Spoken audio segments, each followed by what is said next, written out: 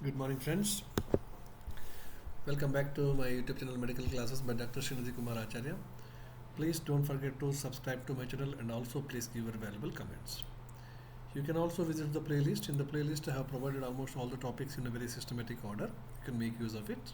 My dear friends, we are discussing about approach to fever in children. In that series, after completion of the basics, now we are discussing about some of the important case studies so that you never miss the diagnosis of fever in the OPD. So today we will see the case number 3. Mother comes to you, complaint of the mother is child is having fever. When you ask the first question in the series, that is what is the onset, mother says it is very high onset, in the sense acute onset, high fever. Then you ask the second question, what is the interfebrile period? And mother is telling that interfebrile period is normal, child is playful and not sick in the interfebrile period. Then you ask the next question, what about the rhythm?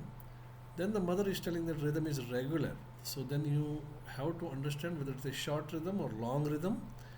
So mother says that fever is coming on every 12 hours. Fever is coming on every 12 hours. Okay. Then the next question is you ask what is the trend of the fever on the third day or fourth day. That means suppose if you take today is the fourth day, you ask what about the trend of the fever, whether the fever is gradually increasing, whether the fever is gradually decreasing. So mother says the fever is same as that of the first day. That means there is a stable fever.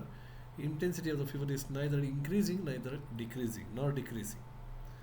So then you ask the next question, any associated symptoms? No. Mother is telling there is no any other associated symptoms. Now this is our case. Child is having high fever, acute onset and high fever. Interfebrile period is normal. Rhythm is regular. Fever is coming in every 12 hours. Probably this is a long interfebrile period. And trend of the fever on third day is same. Now we have to see whether it's a bacterial fever, viral fever, parasitic fever or immunological fever.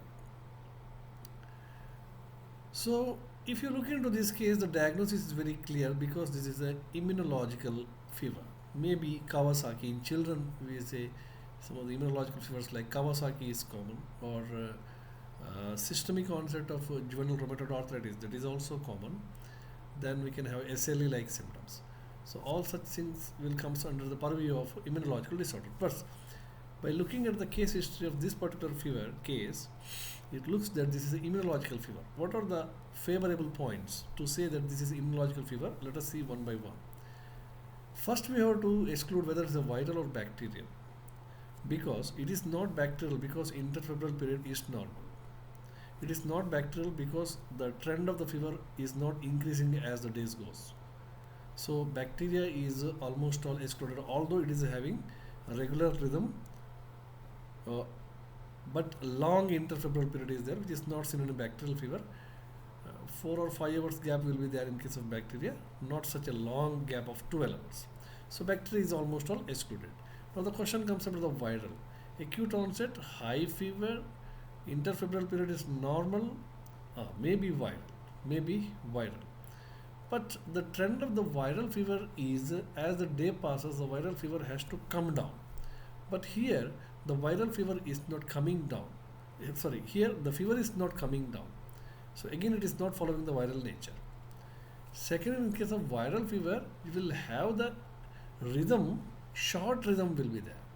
The fever is coming in every 3 or 4 hours, or sometimes even in 2 hours. But here the rhythm is 12 hours. Long rhythm is there. Okay. So now we cannot diagnose it on the day 3, but we can suspect it. So by looking at all these things, it is not bacterial, it is not viral. Look at the parasite. Parasitic, it does not follow any rhythm, but here the rhythm is followed. Parasitic fever is erratic fever. There is no rhythm, nothing. Okay, it comes in once in 2 days, once in 3 days, like that. No particular rhythm is maintained. So it is not even parasitic. So what is left is a immunological fever. To say that this is immunological, what are the positive points? So number 1 is acute onset. Yes, acute onset high fever can be seen in case of immunological fever. Number 2, interfebrile period is normal. Yes, in case of immunological fevers also, Many times interfebrile period is normal. Then third one is rhythm. Rhythm in case of interfebrile period is a long rhythm will be there. That means 12 hours gap. 12 hours gap. That is seen in this case, 12 hours gap. And as the day passes, the fever will be stable in case of immunological fever. First day, second day, third day, fourth day, till the completion of the fever is stable. Fever is not increasing and fever is not decreasing, which is seen in this case. So by considering all these things, so this is nothing but a case of a immunological fever. So far we have seen the first case which is viral, second case which is bacterial, and third case which is immunological. So this is how you have to diagnose the fever.